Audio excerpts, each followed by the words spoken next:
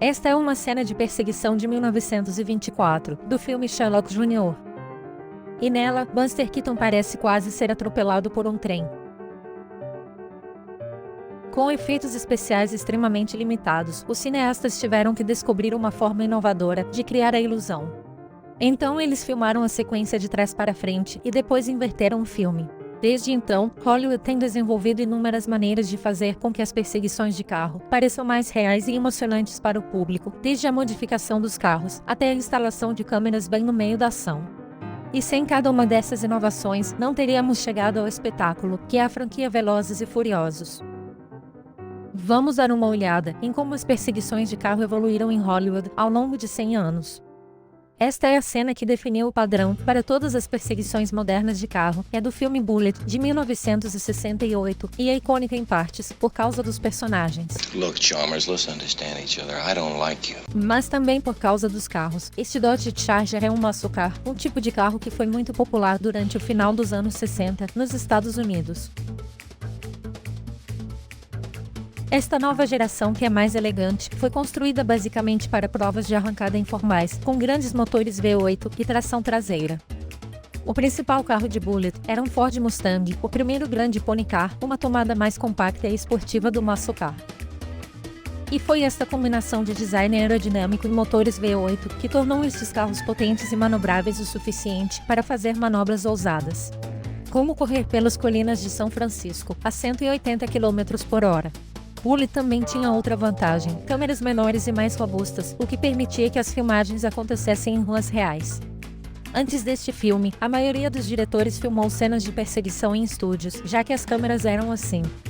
Para o fundo, os cineastas projetavam uma imagem em movimento em uma tela atrás do ator. Como nesta cena de 007 contra o satânico Dr. No, em que a forma como ele pilota parece não corresponder ao movimento do conversível. Bullitt foi um dos primeiros grandes filmes de Hollywood a contar com a câmera mais leve, a Reflex 35-2.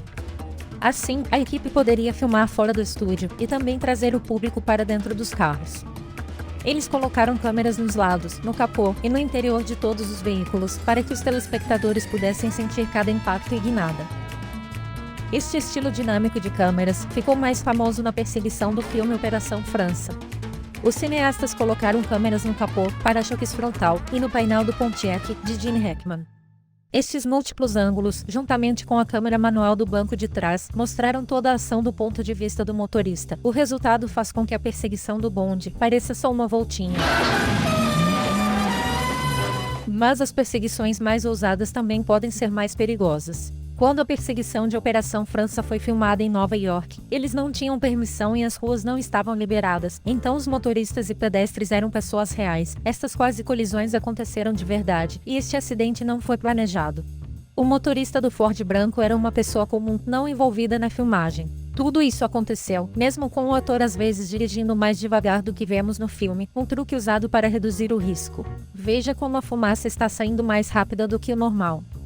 Isso porque os cineastas utilizaram uma técnica conhecida como undercranking, em que filmam parte da cena com uma taxa de quadros mais baixa. Ao capturar menos quadros, o movimento parece mais rápido, basicamente o oposto da câmera lenta. Também vemos isso em Corrida contra o Destino, lançado no mesmo ano. O personagem de Barry Newman aposta que pode dirigir seu Dodge Challenger de Denver para São Francisco em 15 horas. Isso exige um ritmo constante de cerca de 130 km/h, mas em muitas sequências, como esta, os atores estavam dirigindo a 80. Os cineastas criaram a ilusão de velocidade com o undercranking, diminuindo pela metade a taxa de quadros, fazendo os carros parecerem que estão voando. O undercranking ainda é usado hoje, mais notadamente no filme Mad Max Estrada da Fúria, de 2015, mas ele funciona melhor em ambientes que não tem muita gente se movendo. Mad Max e Corrida contra o Destino foram perfeitos, por causa das cenas que se passam no deserto. Em cenas com muitos pedestres, o efeito pode fazer o movimento humano parecer brusco e falso, como o que víamos em antigas comédias mudas. Assim, as perseguições na cidade devem usar essa técnica com cautela. A perseguição em Paris no filme Ronin, de 1998, em que o Peugeot de Robert De Niro persegue uma BMW, não usou o undercranking para atingir essas altas velocidades. Quase sempre precisa de um dublê, então os cineastas têm que encontrar maneiras de fazer parecer que o ator, e não o dublê, está dirigindo o carro. Em Ronin eles tinham carros com a direção na direita, equipados com volantes falsos do lado esquerdo. O ator, neste caso Robert De Niro, fingia dirigir para os close-ups, enquanto o dublê à sua direita fazia todas as manobras reais em um volante posicionado fora de cena. Mas ter o dublê no outro assento limita os ângulos que você pode filmar. E se o dublê não puder estar no veículo? A solução veio de um filme com exatamente 0 perseguições de carro, Seabiscuit.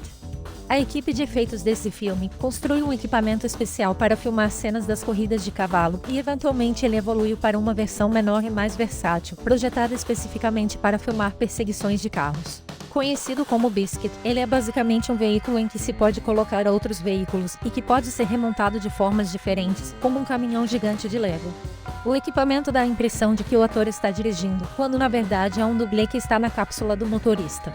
Esta cápsula pode ser montada em qualquer lugar da plataforma, e os cineastas obtêm o ângulo que quiserem. Com o Biscuit, foi possível filmar algumas das cenas com carros mais famosas de Hollywood nas 2 últimas décadas, como esta de Se Beber Não Case, e muitas perseguições em Baby Driver. Veja esta cena de Drive, em que um cara perseguindo o personagem de Ryan Gosling bate na traseira de seu Mustang para fazê-lo girar. Depois de filmar tudo com 2 dublês para conseguir todas as imagens exteriores, eles filmaram novamente com o Ryan no carro, e o carro no Biscuit, para conseguir os close-ups e os ângulos interiores. Um dublê conduziu o Biscuit enquanto falava com Ryan por um rádio, para ajudá-lo a imitar os movimentos no volante. E na cena final, parece que Ryan está no controle do veículo, porque ele está imerso na ação, assim como nós, o público, também estamos. Para perseguições cada vez mais imersivas, os equipamentos precisam ser cada vez mais criativos. Como no filme Resgate, com uma sequência de luta e perseguição de 12 minutos, projetada para parecer uma tomada contínua. Para conseguir isso, o diretor Sam Hargrave se prendeu com sua câmera no capô de um veículo de perseguição. De lá, ele conseguia seguir a ação por trás, se desprender e depois capturar a ação de dentro para fora do carro, para uma tomada sem cortes. Esta progressão de espetáculos de perseguição cada vez maiores levou à franquia Velozes e Furiosos, em que cada filme tenta superar as façanhas dos anteriores. Os cineastas de hoje usam todas as ferramentas que vimos, mas têm que lidar com todo um outro conjunto de desafios. Primeiro, as cidades se tornaram mais restritivas em relação a filmar sequências de perseguição de risco nas ruas. Então é comum filmar perseguições em uma cidade diferente de onde o filme se passa. Velozes e Furiosos Desafio em Tóquio foi filmado em sua maior parte em Los Angeles. A equipe de efeitos especiais do filme criou a Shibuya Crossing como parte de uma grande perseguição no filme e usou um simulador para criar a multidão e o trânsito. Da mesma forma, a perseguição de zumbis em Velozes e Furiosos 8 foi ambientada em Nova York, mas filmada em sua maior parte em Cleveland, com extensões de sets digitais acrescentando detalhes arquitetônicos para disfarçar as ruas da cidade. E os próprios carros são outro obstáculo. Hoje os carros de perseguição não são construídos da mesma forma. Desde o declínio do muscle car, no final dos anos 70, os carros são cada vez mais seguros. Os carros de hoje têm computadores de bordo, que os fazem desligar se começarem a deslizar, derrapar ou rodopiar. Basicamente todos os movimentos perigosos para um motorista comum, mas que são fundamentais em uma cena de perseguição. Em Pantera Negra isso foi um problema ao filmar a cena de perseguição em Busan. Eles tiveram que chamar um programador da Lexus para ajustar os sistemas do computador do carro no set, desabilitando muitos recursos de segurança.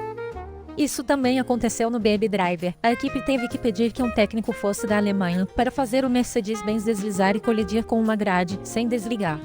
E a customização vai além dos programas de computador. Os carros sempre foram reforçados e modificados para as manobras, mas os filmes recentes levam a customização para um outro nível. Para carros usados nos Velozes e Furiosos, a equipe remove os airbags dos carros e desabilita recursos como o controle de tração e o sistema de bloqueio dos freios.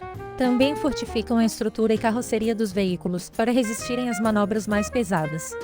Isso também significa construir carros do zero, como o Flip Car que o personagem do Luke Evans usa como arma na perseguição de Londres em Velozes e Furiosos 6. O carro estilo Fórmula 1 tem um desenho especial de rampa, de modo que quando ele colide com outros carros, os fazem voar. Também projetaram o carro com direção hidráulica dianteira e traseira, tornando possível que o carro mudasse de direção em alta velocidade e deslizasse pelas ruas. E assim como levou 100 anos para que a tecnologia chegasse onde está agora, ainda pode levar meses para montar uma cena épica de carro, mesmo que seja curta. O diretor Justin Lin, de Velozes e Furiosos 9, disse que esta cena de 4 segundos com um Toyota 86 levou 8 meses de pré-produção, 4 dias de produção e mais de 100 membros na equipe. Então, mesmo que estes carros sejam rápidos, foi o lento trabalho de produção que levou as cenas de perseguição para onde elas estão hoje.